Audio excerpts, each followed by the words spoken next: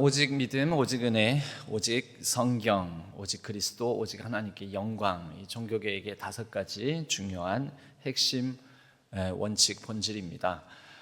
이 종교개혁은 1517년 10월 31일 루터가 비텐베르크 성시 교회의 대문에 95개조의 반박문을 붙인 것으로부터 시작합니다. 그래서 그 날을 기념하여 종교개혁 기념일, 그리고 그 직전 주일을 종교개혁 기념주일로 지킵니다. 그러니까 10월 31일 직전 주일이 오늘이니까 오늘이 508주년, 508년 되었습니다. 508주년 종교개혁 기념주일이 되겠습니다. 그런데 이 종교개혁으로 인하여서, 종교개혁이 모든 종교냐? 아니죠. 기독교인데 당시 기독교는 무엇인가? 당시도 기독교가 있었지요. 당시 기독교는 우리가 흔히 천주교라고 불리는 카톨릭입니다. 카톨릭이 있었고 또 다른 기독교의 형제가 있었습니다. 그것은 정교회가 있었습니다. 오소독스 처치, 영어로 오소독스 처치라고 합니다. 기독교회는 크게 2개로 이미 역사적으로는 1054년에 나눠집니다. 동방교회와 서방교회로 나눠집니다. 동방교회를 정교회, 오소독스 처치라고 하고요. 서방교회를 카톨릭. 오소독스는 정통이라는 뜻이 있습니다. 정통. 그러니까 정교회는 우리가 정통교회야. 그러니까 서방교회, 로마 교회, 로마를 중심으로 한 서방 교회가 너희들이 정통이라고? 그러면 우리가 모든 교회의 보편 교회를 대표하는 우리가 보편적인 일반적인 교회야 해서 보편적인 일반적인이라는 뜻을 가진 단어가 카톨릭입니다. 그래서 오소독스 처치, 그럼 너희들이 그 단어를 쓰면 우리는 보편적인 교회라는 단어인 카톨릭을 써서 카톨릭 처치라고 할 거야. 그래서 우리가 그 앞에 로마 이걸 붙여서 로만 카톨릭 처치, 정식 이름이 그렇습니다. 그렇게 두 양교회로 존재하던 1517년, 그로부터 이제 500년이 지났죠. 서방교회인 로만 카톨릭 처치에서 카톨릭 처치의 여러 불의함, 부패, 또 타락함을 보고 여러 개혁가들이 나오게 되는데 1517년 루터가 바로 95개조 반박문을 붙이는 그날을 종교개혁의 시작점으로 삼는다라는 거죠. 그런데 여기에서 우리가 알아둬야 될 게 있습니다. 오늘날에도 기독교 하면 기독교라는 이 호칭 자체를 헷갈리시는 분들이 있는데 우리가 지금 기독교인이지 않습니까? 그런데 우리만 기독교인은 아닙니다. 천주교인들도 기독교인입니다. 정교회 신자들도 기독교인입니다. 감리교 신자도 기독교인입니다. 침례교 신자들도 기독교인입니다. 그리고 순복음교회 신자들도 기독교인입니다. 이런 기독교는 이렇게 여러 다양한 형제들, 다양한 교파, 교단들을 다 통칭해서 기독교라고 한다라는 거죠. 그러니까 여러분들은 나중에 다른 사람들과 대화하면서도 나는 기독교인인데 너는 천주교인이지? 라고 묻는다면 그거는 틀린 질문입니다. 질문 자체가. 기독교인 중에서 당신은 카톨릭 교인, 천주교인이고 나는 개신교인 중에서도 장로교인이야, 이렇게 말을 해야지 정확한 것입니다. 어제 저희 교회에서 2019년에 결혼식이, 교회당에서 결혼식이 있고 난 이후에 오랜만에 결혼식이 있었습니다. 어제 결혼식에서는 성찬이 같이 있었습니다. 우리 성도님들 중에서도 결혼식에서 성찬을 하는 것을 처음 보았다라고 저에게 말하는 분들이 있었습니다. 그런데 또 어떤 분은 저에게 결혼식에서 성찬을 하는 것 보고 제 뒤에 있는 모르는 분인데 어떤 분이 뭔 결혼식에서 성찬식을 하냐고 하면서 역정을 좀 내시는 분이 있었다라는 것입니다. 기분 나쁘게. 여러분 어떻습니까? 결혼식에서 성찬식을 할 수 있습니까? 없습니까? 잘 모르시겠습니까? 우리는 보통 그런 경우가 있습니다. 내가 모르면 내가 알고 있는 게 전부라고 여기고, 내가 모르고 내가 한 번도 보지 않았고 익숙지 않은 것, 그런 일들이 이루어지는 것 보면은 화부터 내는 경우들이 많다라는 거죠.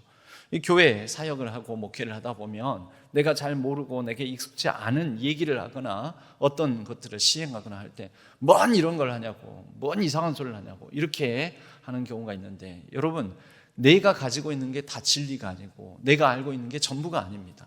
결혼식에서 성찬을 행하는데 원래 성찬은 무슨 의미를 갖고 있습니까?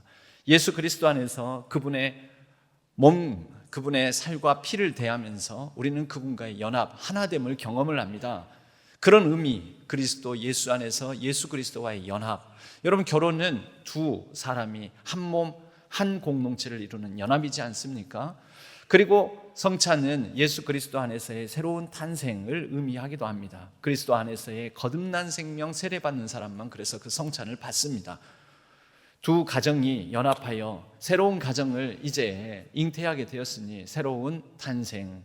우리가 그러면서 또 다른 성찬에서 내가 너희를 위하여 피를 흘리고 이 살을 찢겼으니 너희도 너희를 파송한 나의 사명을 이루라. 여러분, 결혼식에서 이제 새 가정을 이뤄서 그들에게 어떤 사명감을 부어주는 의미이지 않겠습니까? 성찬을 우리가 보는 설교, 경험하는 설교라고 그렇게 불리기도 합니다. 제가 지금 전하는 이런 메시지는 듣는 설교, 말로 하는 설교라고 하는데 성찬은 보는 설교, 그리고 직접 먹고 마시면서 경험하는 설교라고 한다라는 거죠. 결혼 예배 가운데 설교가 있다면 그 설교를 말로만이 아니라 보이는 설교로 또 경험하는 설교로도 전할 수 있는 것이죠. 무엇을요? 연합을, 생명을, 사명을, 결혼하는 가정에 대한 축복을 하면서 예수 그리스도 안에서의 한 몸 된 연합을, 사명을, 생명을 함께 말할 수 있지 않겠습니까? 여러분, 그런 의미에서 보면 우리는 내게 익숙하지 않은 그것에 대해서 이 본능적인 거부감 내지는 이 반발심을 갖는 경우들이 있다라는 거죠. 여러분, 그런 것을 내가 진리라고 내가 알고 있는 상식이 전부라고 여기는 것을 우리가 흔히 신화라고 합니다. 신화. 사람들은 다 이야기를 만들어내고 그 이야기가 자신의 삶을, 어떤 신앙의 형태를, 행동을 그 이야기가 배후에서 나를 주관하는 경우가 많습니다.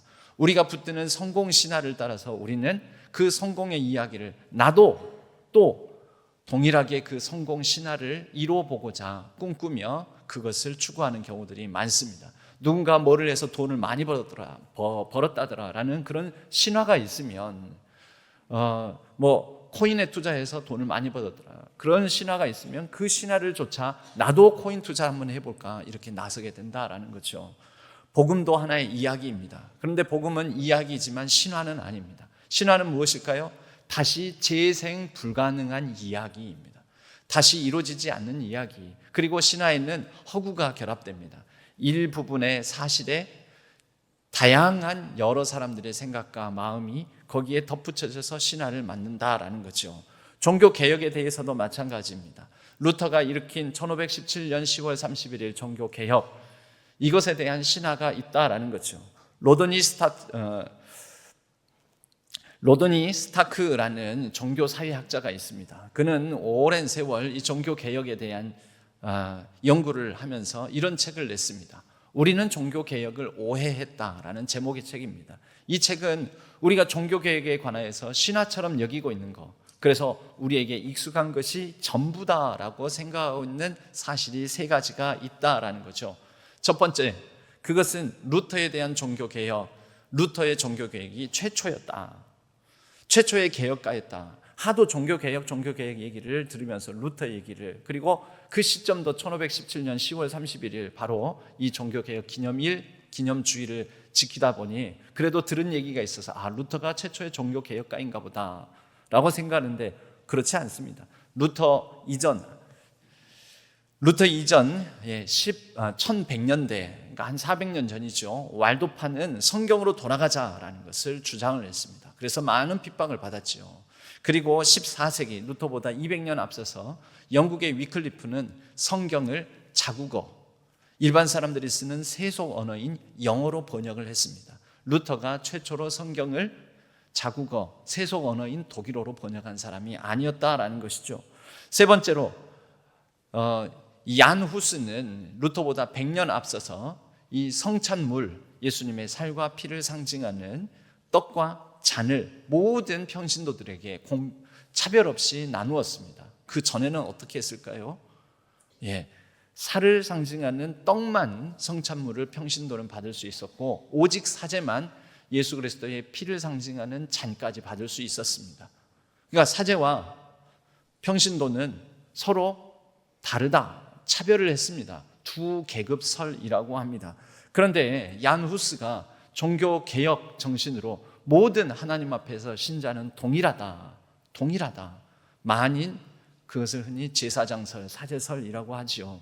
모든 신자는 하나님 앞에서 동일하니 예수님의 살과 피를 다 대할 수 있다라고 했고, 그리고 체코어로 설교를 했고, 그리고 면죄부를 비판을 했습니다. 루터보다 100년 전에.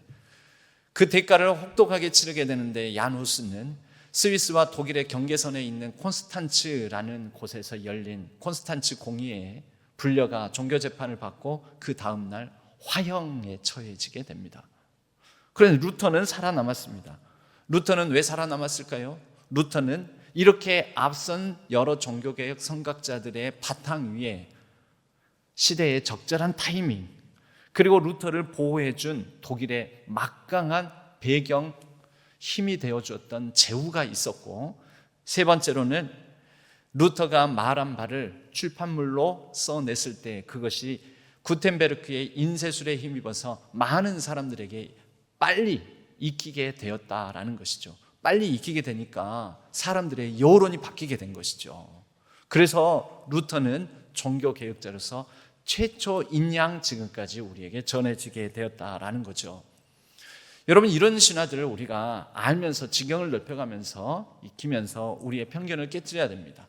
한국 교회 안에도 유일, 최초, 역사적 전통 이런 것을 신화처럼 붙드는 경우들도 있습니다. 우리 신앙교회는 광주 지역 최초의 교회는 아닙니다. 얼마나 다행인지 모릅니다. 최초 논쟁을 벌이는 두 교회가 있습니다. 광주 양림교회와 광주 제일교회. 오늘날까지도 서로 우리가 광주 지역의 최초의 교회다 하고 역사적 논쟁을 벌입니다. 우리가 음식점 식당에 보면 가끔 그런 데가 있죠. 원조 국밥집. 그러면 그 앞에 찐 원조 국밥집, 진짜 원조 국밥집, 진짜 원조 할매 국밥집, 이런 식으로 자신이 더 원조임을, 최초임을 강조를 하는 그런 표현들입니다. 여러분, 무엇이 중요합니까? 그 원조, 찐 갔는데 생각보다 맛이 없습니다. 그러면 그게 진짜가 아니죠. 뭐가 진짜입니까? 원조, 진짜, 할매, 옛날 이런 말 붙이지 않더라도 뭐가 있으면 됩니까? 맛이 있으면 됩니다. 맛이 있으면. 그 국물이 찐이면 되는 것입니다. 그리고 조미료를 가미하지 않고 그렇게 순수하게 잘 우려내어서 맛을 내면 그것이 본질이라는 거죠. 여러분, 한국교회도 원조 논쟁, 진짜 논쟁, 최초 논쟁, 유일 논쟁, 특별 논쟁, 그게 뭐가 중요합니까? 뭐가 중요할까요? 교회가 평안하고 은혜가 있고 말씀이 있고 말씀의 본질을 따라서 행하는 성도님들이 있다면 그걸로 족한 것이지요. 100년, 150년 역사와 전통을 자랑하는 교회라는 것이 신화가 되어서 그 신화가 자랑거리가 된다면 여러분, 그것은 오히려 더 잘하지 못하게 만드는 허울이 될 것이고 족쇄가 될 것입니다. 두 번째, 종교개혁에 관한 이 신화. 루터로 말미암아 루터가 독일어, 자국어로 번역을 하면서 드디어 일반인들도 일반 자기가 쓰는 언어로 성경을 읽게 되었다, 가능하게 되었다라는 신화입니다. 그런데 루터는 독일어로 성경을 번역한 18번째 사람이었습니다. 이미 독일어 성경 판본이 14개의 판본이 존재했었습니다. 루터보다 앞서서 영국 지역에서는 영어로 바로 위클리프라는 사람이 200년 전에 영어로 성경을 번역을 했습니다. 루터가 최초가 아니라는 거죠. 여기에서 파생된 게 있습니다. 바로 이렇게 개신교가, 종교개혁으로 개신교가 나타나게 되면서 가톨릭 지역보다 문맹률을 더 낮출 수 있었다라는 것입니다. 그런데 실제 사회학적으로 조사를 해보면 가톨릭 지역보다 결단코 개신교 지역들이 문맹률이 낮지 않았다라는 것입니다. 또 심지어 많은 사회 변혁을 가져왔다라고 했는데 루터는 종교개혁 이후에 농민들이 우리도 또 그러면 신자죠 하면서 농민 반란을 일으켰을 때, 농민 전쟁 때 농민의 편에 서지 않았습니다. 귀족 편에 섰습니다. 왜? 귀족 제후의 보호를 받았기 때문에 귀족 편에 섰습니다. 칼뱅은 제네바에서 매우 권위주의적이었습니다. 여러분, 오직 성경으로 돌아가자. 성경을 따라서. 그렇다면은 이 종교 개혁가들도 비판받아야 될 부분들이 너무 많다라는 것이죠. 오직 성경으로라고 구호를 외치면서 전혀 성경적이지 않게 행동할 때도 많다라는 거죠. 한국 교회 안에도 성경적, 그러면 신천지가 제 얘기를 성경으로, 성경 구절로만 풀자라고 얘기를 합니다. 여러분, 우리도 혹시 우리 자신 가운데 성경적이라는 명분 하에서 그 성경적이라는 표현에 자기 자신의 생각을 집어넣고 감추어서 성경적이라고 남을 억압하고 강요하고 있지는 않은지 돌아볼 필요가 있습니다. 우리는 더 중요한 것은 성경 문자 그대로가 아니라 성경 문자는 읽었을 때 성경 안에 있는 본질을 읽지 못하고 성경적, 문맥적 문맹에 빠져 있지는 않은지 우리 자신을 돌아볼 필요도 있습니다. 세 번째, 종교개혁이 종교의 자유를 가져왔다. 여기서 말하는 종교 자유는 기독교의 자유입니다. 종교개혁으로 말미암아 자유가 더 늘어났을까요? 루터는 이단에 대해서 화형을 하는 종교재판, 왜냐하면 루터 이전에 얀 후스도 종교재판에서 화형을 당했기 때문에요. 이 화형에 대해서 매우 반대적 입장을 취했습니다. 그러나 어느새 루터가 어느 정도 자리를 잡고 나니 이단 화형에 대해서 찬성을 했습니다. 그래서 자신이 주장하는 바와 반대파들을 많이 박해하는 편에 서기도 했습니다. 깔뱅은 세르베투스라는 깔뱅과 다른 입장에 선 사람을 화형시켰으며 제세례파들을 제세례파라는 이 종교계획의 또 다른 소수자 분파들은 익사형을 당하였습니다. 미국의 청교도인들이 종교의 자유를 피해서 영국에서 미국 땅으로 낯선 미지의 세계로 건너갑니다. 왜 그랬을까요? 영국은 종교개혁 국가입니다. 그런데 종교개혁의 후예들이라고 할 수 있는 신교도들인 청교도인들이 왜 미국으로 건너갔을까요? 그것은 그들에게 가해지는 종교적 박해 때문입니다. 그런데 그것은 그들의 원죄도 있습니다. 청교도인 중에 앞장선 크로멜이라는 사람이 영국에서 정권을 잡게 되었을 때 피해 숙청을 합니다. 어마어마하게 많은 사람들을 정치적으로 종교적 이유로 죽이게 됩니다. 여러분, 종교개혁은 한편으로는 종교전쟁을 일으켰고 심지어 성찬물에 대한 해석을 가지고도 서로 죽이고 죽는 일들도 벌이기도 했습니다. 여러분, 종교개혁이 종교 자유를 가져왔다기보다는 더 많은 갈등과 다툼, 전쟁, 서로 죽이는 일들까지 벌인 점도 있다라는 것입니다. 그전에는 서방교회에서는 교황 단일체제였지만 이제 각 교단 분파들이 서로가 교황 역할을 하게 되었다라고 로드니 스타크는 냉소적으로 그의 책에서 표현하기도 합니다. 여러분, 그러면 종교개혁은 진짜 의미가 없었을까요? 그렇지 않습니다. 그럼에도 불구하고 종교개혁은 본질적으로 매우 중요한 의미를 갖습니다. 그것은 이제 기독교회 안에서 종교적 독점이 깨졌다라는 것입니다.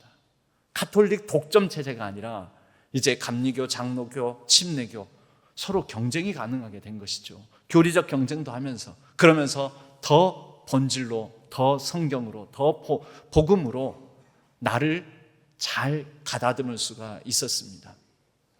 이것은 매우 중요한 것입니다. 여러분, 독점은 항상 문제를 일으키지만 경쟁은, 그래서 그 독점이 깨트려지면 서로를 더 질적으로 아름답게 바꾸어 갔습니다. 가톨릭도 종교개혁 이후에 내부 개혁을 합니다. 우리가 너무 타락했다, 청빈. 우리가 너무 많이 가졌다, 청빈. 그리고 너무 쓰잘데기 없는 전통들을 많이 만들어냈다, 순종. 그리고 우리가 너무 불순해졌다, 순결. 이런 정신으로 돌아가는 일이 있었습니다. 두 번째는 종교개혁으로 말미암아 비판적 사고를 하게 됩니다. 왜? 라는 질문을 던지게 됩니다. 그전에는 왜가 없었습니다.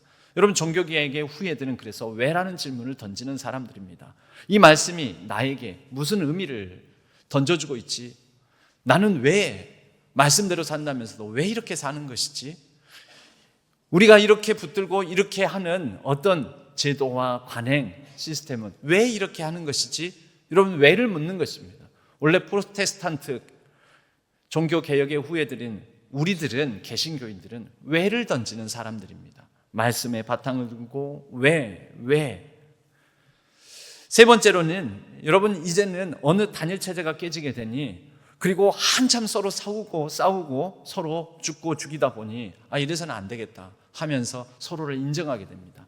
관용이 필요해지게 되었다라는 것입니다. 그래서 서로의 다름이 틀림이 아니라 서로 품어 안고 더 풍성하게 하나님에 관하여, 성경에 관하여, 주 예수 그리스도에 관하여 이해할 수 있는 폭이 넓어졌다라는 것입니다. 관용이 가능해졌다. 그래서 여러분, 때로는 내가 알고 있는 신앙적 개념과 신앙적 전통만 보지 마시고, 그것만 아니까 그게 전부인 줄 알죠. 근데 그 밖의 것을 때로는 한번 엿보고, 넘어서 보고, 넘나들어 보고, 그리고 우리는 이래서 이런 관행과 이런 제도와 이런 교리를 가지게 되었구나라는 것을 이해할 필요가 있다라는 거죠. 무엇보다 그러나 종교개혁이 가져온 가장 중요한 일은 복음의 재발견입니다. 복음의 재발견. 오늘 말씀이 있습니다. 내가 복음을 부끄러워하지 아니하노니. 복음을 부끄러워하지 않게 되었죠. 왜요? 복음에는 17절에 하나님의 의가 나타나서 믿음으로 믿음에 이르게 하나니 오직 의인은 믿음으로 말미암아 살리라 함과 같다. 루터가 이 복음의 이 말씀을 재발견하였고 이것을 붙들고 종교개혁에 나서게 되었습니다. 95개조 반박문을 붙일 수 있는 용기와 힘을 이 말씀에서 발견하게 되었습니다. 구원이 돈으로 살 수 없다라는 담대한 선언. 하나님과 인간 사이에 사제라는 중재자가 필요 없다. 고해 성사를 통하여서, 중간에 사제를 통하여서 내 죄사함을 받는다라는 이러한 모든 것들이 깨어지게 되었습니다. 오직 성경에 있는, 특별히 이 복음의 재발견을 통해서 진리를 깨닫고 공로가 은혜를 대신하는 일이 없어지게 되었다는 것입니다. 은혜가 말씀 그대로 왕 노릇하며 예수 그리스도가 그 어떤 권위보다도 앞서게 되었습니다. 이것은 종교개혁의 위대한 재발견이었고 이것이 종교개혁의 의미입니다. 과연 우리는 그 종교개혁의 후예로서 그 종교개혁의 본질과 재발견한 의미를 따라서 살아가고 있는지 살펴볼 필요가 있습니다. 혹시 우리에게는 종의 멍에를 이게 진짜인 줄 알고, 신화를 이게 진리인 줄 알고 붙들고 있지는 않습니까? 갈라디아서 5장 1절은 그리스도께서 우리를 자유롭게 하려고 자유를 주셨으니 그러므로 굳건하게 서서 다시는 종의 멍에를 매지 말라라고 합니다.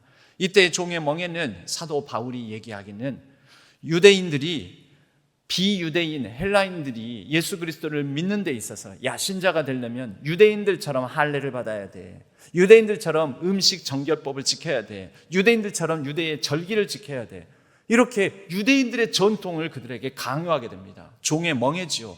이 종의 멍에를 지우지 말아라. 여러분, 그런데 우리도 그런 가식과 편견, 위선과 선입견에 사로잡힌 종의 멍에는 없습니까? 한국 교회에 오래된 신화가 있습니다. 한국 교회의 부흥에 대한 우리의 잘못된 신화, 한국 교회 부흥에 대한 잘못된 이해가 있다라는 것입니다. 여러분, 교회가 커지고 부흥하는 것은 하나님의 은혜의 결과요, 하나님께서 축복하신 것이다 라는 신화가 있습니다. 여러분, 진짜 하나님의 은혜와 하나님의 축복입니까? 그러면 저나 여러분, 저도 시골 출신이니까, 화순 출신이니까요, 시골 교회, 그 시골 교회 태동은 하나님의 은혜와 하나님의 축복으로 그 시골 교회에 시작되는데 제 고향 교회는 이미 흔적도 없이 사라졌습니다. 그러면 하나님의 진노를 받았습니까? 심판을 받았습니까? 거꾸로 말하자면, 여러분, 한국교회 부흥을 얘기하는데 한국교회 부흥, 시골교회 부흥을 말할 수 있습니까? 대부분의 한국교회 부흥은 도시교회 부흥을 말합니다. 시골교회가 부흥하는 거 들어본 적 있으세요? 군교회, 읍교회, 리에 있는 촌교회, 오히려 문 닫는 얘기는 있지. 시골교회 부흥했다는 얘기 들어보셨습니까?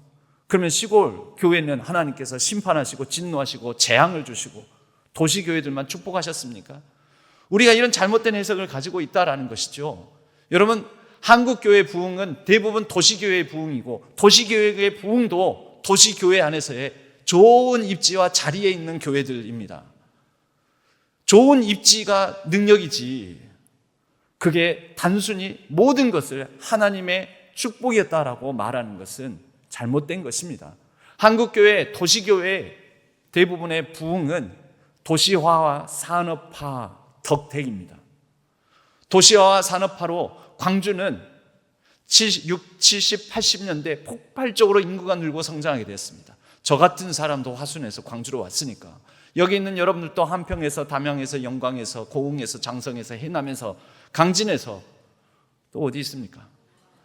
예, 빼먹은 건 제가 생각이 안 나서 그러는 거지 그 지역을 무시해서가 아닙니다. 다 올라왔습니다. 먹고 살려고, 직장 구해서, 돈 벌려고, 자녀 교육시키려고, 뭐 여러 가지 이유 때문에. 그래서 그 시골 교회에서 귀한 신앙이 좋고 참 믿음 좋은 일꾼들이 다 도시로 올라와서 어느 교회 갈까 하다가 아유 저기가 다니기가 좋다 하면서 등록하고 다니게 되면서 교회도 폭발적으로 성장을 했습니다. 여러분, 그런데 그것을, 그 교회가, 그렇게 부흥한 교회가 야 이건 우리가 잘해서 그래, 우리가 믿음이 좋아서 그래, 우리가 기도 열심히 해서 그래 라고 다 그렇게 해석을 한다면 여러분 그건 오해죠. 잘못이죠. 광주에는 10,000명 교회, 20,000명 교회, 50,000명 교회, 100,000명 교회 없습니다. 그런데 서울에는 있습니다. 왜 서울에는 있고 광주에는 없을까요? 서울은 축복받아서 그렇습니까? 서울에 있는 그 교회들은 축복받아서요? 기도도 많이 해서요? 아닙니다, 여러분. 서울에 광주보다 10배 가까이 인구가 많이 몰렸기 때문에 그렇습니다. 어마어마하게. 이제는 광주에서 또 대도시에서 더 큰 초대형 대도시로 옮겨가고 있지요. 그래서 서울에서는 인구나 물자, 물질 모든 것들이 더 많이 모여들게 되니까, 일자리도 많고 모여들게 되니까 서울 교회들이 부흥하게 된 것이죠. 그것을 서울에 있는 그 초대형 10,000명 이상 되는 교회들이 우리가 기도 열심히 해서 우리가 하나님의 은혜 받아서 부흥하게 되었어 라고 말한다면 여러분, 오히려 교인을 뺏긴, 이제는 우리도 교인을 뺏기고 있는 입장입니다. 교인을 뺏긴 입장에 있는 우리 입장에서 기분 나쁘지 않습니까? 우리는 이런 잘못된 신화를 가지고 있다는 거죠. 규모를, 크기를, 물질적 풍요를, 번성을 하나님의 축복이야. 그러면 이제 신학교회만 하더라도 그 정점을 찍고 이제 줄게 되었는데 이건 하나님의 저주입니까? 신화가 잘못되면 그 다음에 해석도 잘못되는 것입니다. 한국교회 또 다른 신화가 있습니다. 새벽기도 열심히 해서, 통성기도 열심히 해서, 헌금과 헌신 열심히 해서, 그래서 복받은 거라고. 여러분, 이 한국교회가 가진 이 특징, 대단한 특징, 그래서 제가 사실 출신 교회, 사역자로서, 부교육자로서 있었던 교회는 이것을 전 세계에 수출해야 되겠다라고, 그래서 새벽 예배, 새벽 교회, 새벽 예배 컨퍼런스도 막 매년 열고 그렇습니다. 과연 그럴까요? 여러분, 다른 나라에서도 새벽 예배가, 통성 기도가 통할까요? 여러분, 한국인들에게는 유난히 샤머니즘 열정이 있습니다. 샤머니즘 뭐냐면 무당이 하는 게 샤머니즘입니다. 막 신나게 막 흥을 돋구고 하는 이런 것에 대해서 한국인들은 정서적으로 그 흥과 신바람을 같이 이렇게 일으키는 그런 정서가 있다라는 거죠. 신바람 문화, 집단 문화가 또 한국에 있습니다. 또 뭐가 있습니까? 유교적 금연주의가 있습니다. 제가 이 학교 다닐 때 외웠던 시조 아직도 외우고 있습니다. 동창이 밝았느냐, 상기한이 이렇느냐, 그러고 나서 마지막 연은 이렇게, 주룩은 이렇게 끝납니다. 제 너머 사례긴 밭을 언제 갈려 하노니. 이거는 조선시대 오래된 시조입니다. 여러분, 그 안에 담겨져 있는 게 뭘까요? 이게 한국인의 근면성, 곧 유교적 근면주의라는 것이죠. 그게 기독교의 본질이 아니라 우리 한국에 내재된 문화적 근면주의. 여러분, 그것으로 한 것인데 다른 나라에 이거 강요할 수 있을까요? 그러면 한국 문화 전체를 수입해 가야 됩니다. 이런 신화, 그게 다 틀렸다라는 게 아닙니다. 한국 교회에 통한 것이고, 어느 특정 지역에 통한 것이고, 어느 교회에 맞았던 것이고, 어떤 상황에 맞아떨어진 것이지, 그것을 신화하고 절대화하고 진리화하면 안 된다라는 것이죠. 그게 전부가 아닙니다. 우리는 우리가 가진 제도나 전통, 관행, 알고 있는 상식, 이것을 전부라고 여기는 습성이 있습니다. 세 번째, 장로교가 기독교의 표준이다, 장로교가 개신교의 전부다라고 생각하는 의식 내지 신화가 있습니다. 나고 자라면서 본 게 장로교밖에 없으니까 기독교는, 개신교는 다 이런 방식인 줄 압니다. 그러나 그렇지 않습니다. 장로 없이도 교회 잘 돌아가는 세계 교회들이 많습니다.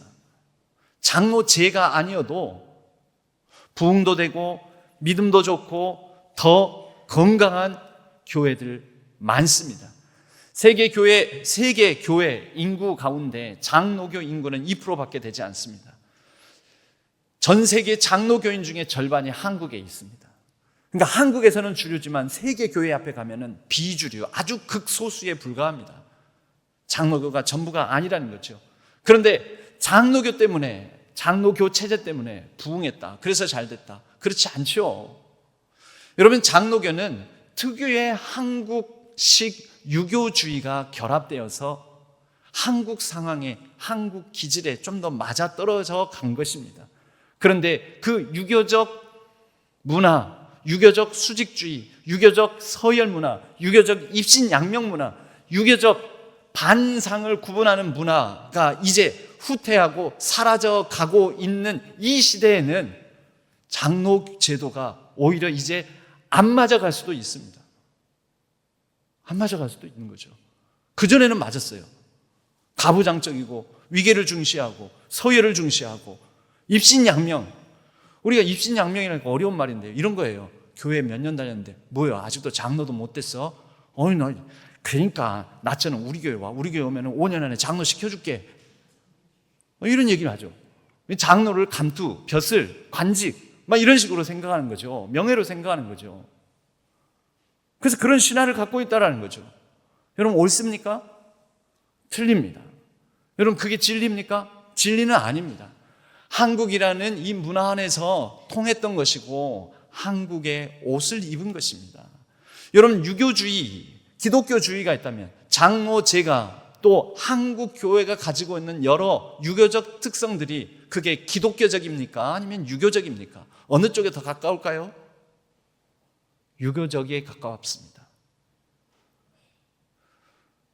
그걸 구분해낼 줄 아는 게 오늘날 우리가 비판적으로 성찰하면서 돌아봐야 될 종교개혁의, 오늘 현재 우리에게 주어진 종교개혁의 의미라는 것입니다. 한국교회의 심각한 문제는 권력구조에 있습니다. 목사의 권위가 지나치다 못해서 거의 신적 권위를 갖는 거. 그런데 목사의 권위를 이제 낮추고 무너뜨리자 해서, 그래서 이제는 장로 권력이 그 목사 권력을 대체하는 것.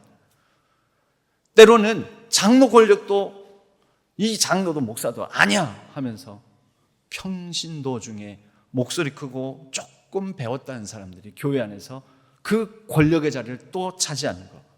제가 이런 얘기를 듣습니다.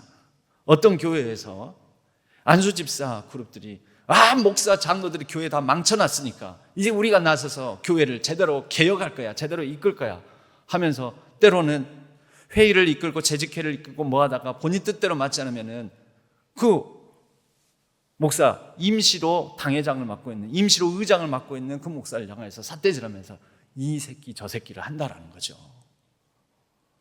그럼 그건 옳습니까? 근데 내가 가슴 아픈 거는 그렇게 하는 그 한수 집사들이 목사님 자녀들이라는 것입니다. 여러분, 한국 교회에서 우리는 권력을 잘못 배웠습니다. 그리고 존중받아야 될 권위에 대해서도 잘못 배웠습니다. 어떻게 권위를 드러내고 어떤 것이 영적 권위이고 어떻게 존중해야 될 것인지에 대해서도 우리는 착각을 가지고 있습니다.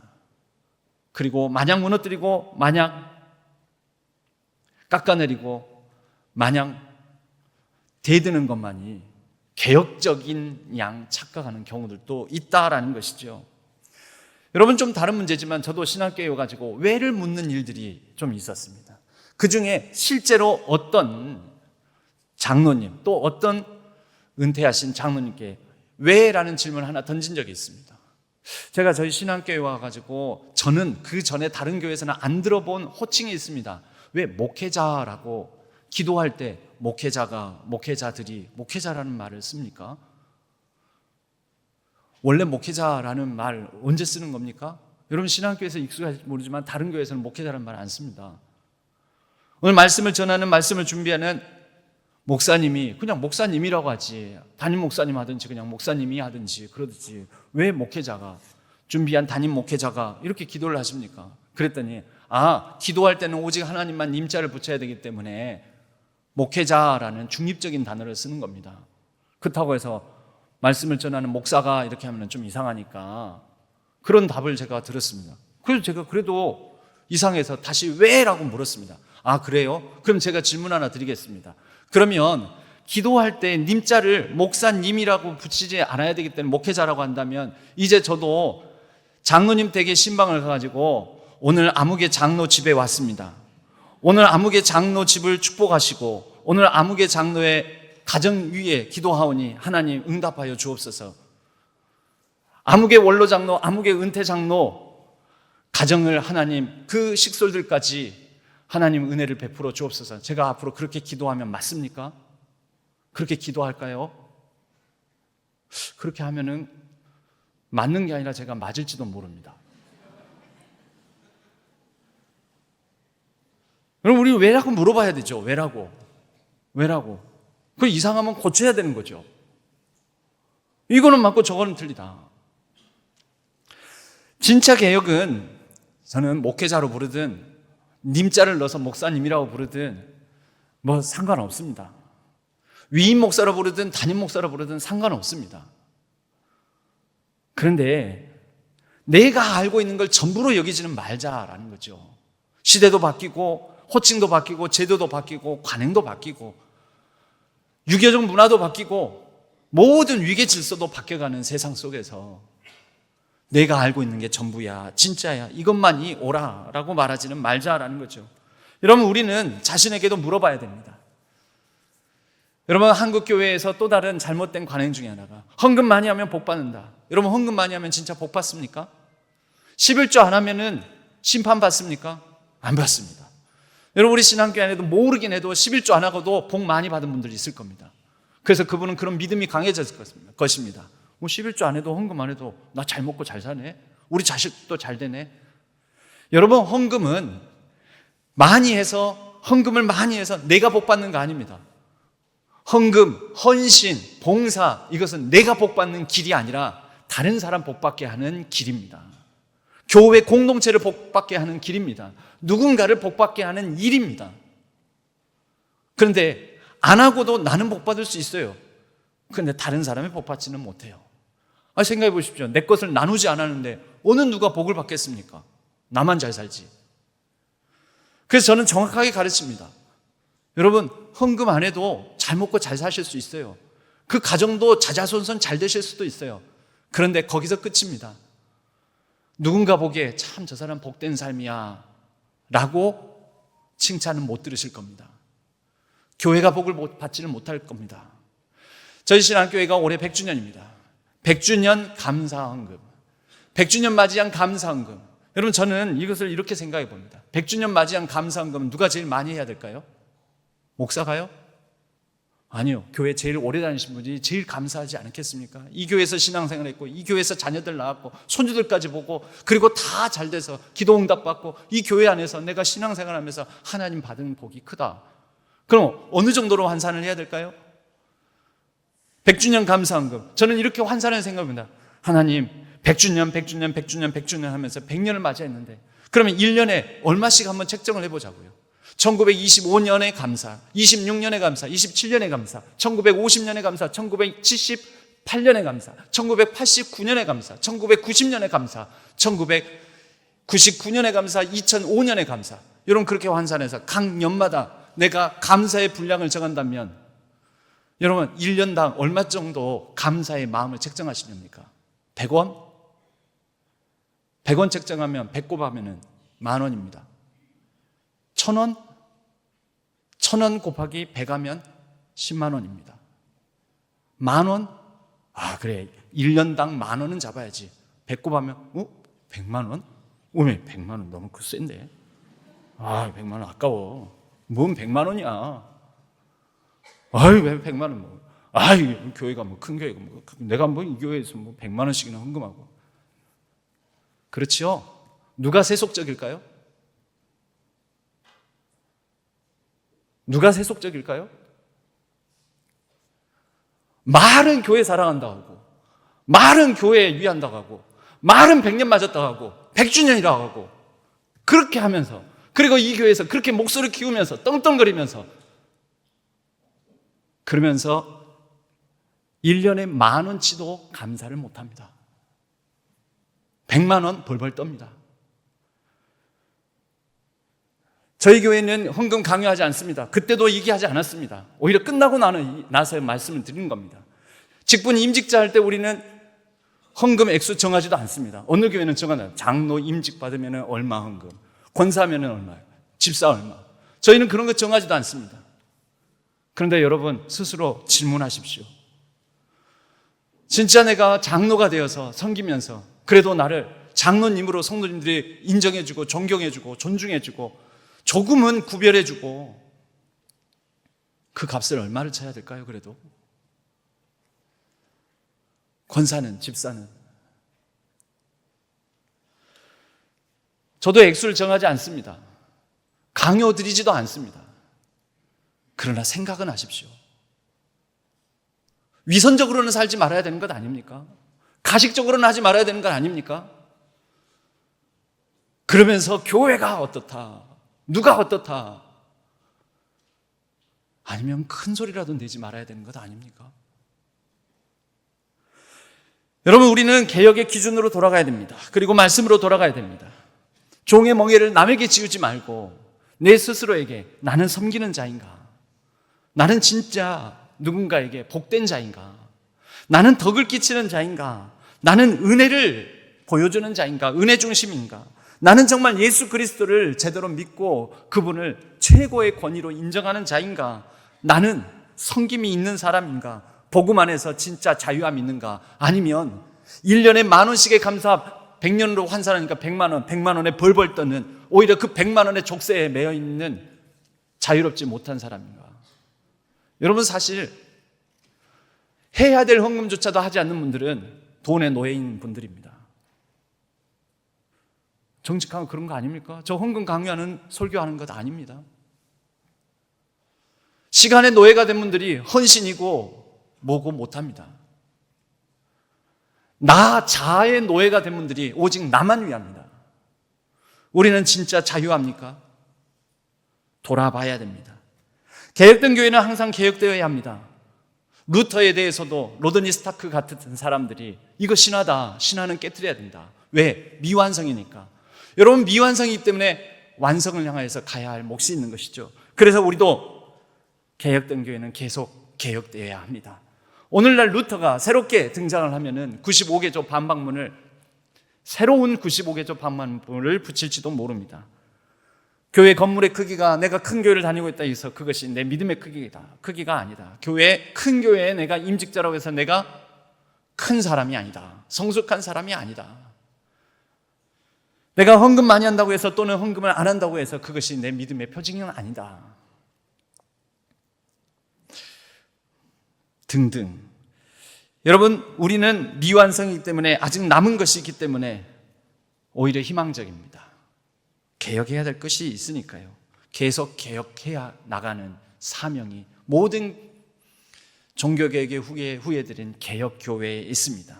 그리고 오직 하나님만 영광 받으시기를, 오직 주님만 높임 받으시기를, 여러분, 그러한 교회로, 그러한 삶으로, 그러한 신자로 살아가는 저와 여러분 되기를 주님의 이름으로 간절히 축원합니다.